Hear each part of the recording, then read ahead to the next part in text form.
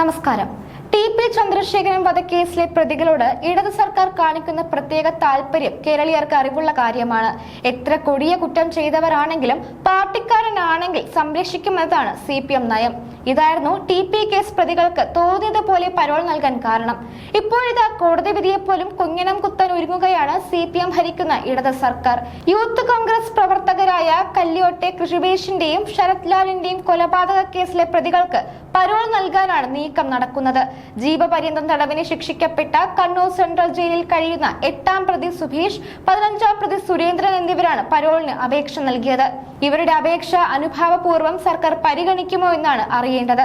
അപേക്ഷയിൽ ജയിൽ അധികൃതർ പോലീസിന്റെ റിപ്പോർട്ട് തേടിയതായാണ് വിവരം. വിധി വന്ന് 1.5 മാസം തികയും മുൻപെയാണ് പരോൾ അനുവദിക്കാൻ നീക്കം നടക്കുന്നത്. ജനുവരി 3-നാണ് കൊച്ചി CBI കോടതി കേസിലെ 14 പ്രതികൾക്ക് ശിക്ഷ വിധിച്ചത്. പരോളിന് അപേക്ഷിച്ച പ്രതികൾക്ക് ജീവപര്യന്തം തടവിന് പുറമെ ഇരുവരെയും 1 ലക്ഷം രൂപ വീതം പിഴയടയ്ക്കാനും ശിക്ഷിച്ചിരുന്നു. 2019 ഫെബ്രുവരി 17-ന് രാത്രി 7:45-ന് പെരിയ കല്യോട്ട് വെച്ചാണ് കൃപേഷിനെയും ശരത് ലാലിനെയും കൊലപ്പെടുത്തുന്നത്.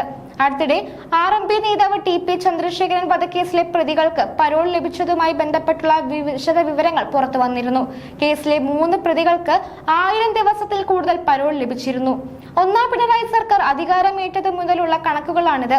കേസിലെ പ്രതികളായ ട്രൗസർ മനോജിനും സജിത്തിനും KC രാമചന്ദ്രനുമാണ് 1000 ദിവസത്തിൽ കൂടുതൽ പരോൾ ലഭിച്ചത്.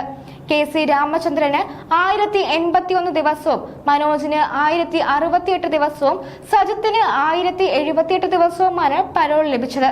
മറ്റ് പ്രതികളായ TK രജീഷിന് 940 ദിവസവും, കിർമാണി മനോജിന് 851 ദിവസവും, MC അനൂപിന് 900 ദിവസവും, ഷിനോജിന് 925 ദിവസവും, മുഹമ്മദ് ഷാഫിക്ക് 656 ദിവസവും, റഫീഖിന് 755 ദിവസവുമാണ് പരോൾ ലഭിച്ചത്.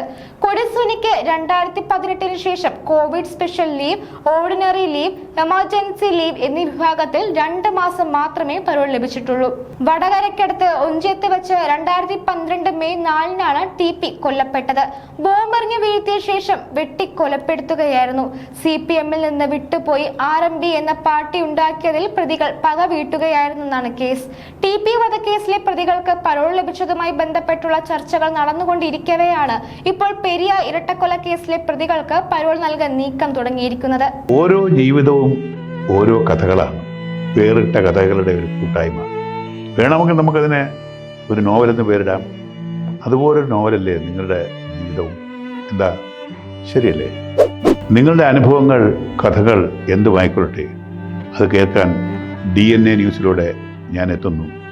കഥ പോലൊരു ജീവിതം, അതിനായി ഞാൻ നിങ്ങൾക്ക് വേണ്ടി കാത്തിരിക്കുന്നു. നമുക്ക് ഒന്നിച്ച് കാണാം, കുറേ കാര്യങ്ങൾ സംസാരിക്കാം, വേദനകൾ പങ്കിടാം. നിങ്ങളുടെ വിഷയങ്ങൾ, അനുഭവങ്ങൾ അത് ഞങ്ങളെ അറിയിക്കേണ്ട വിലാസം താഴെ കൊടുക്കുന്നു.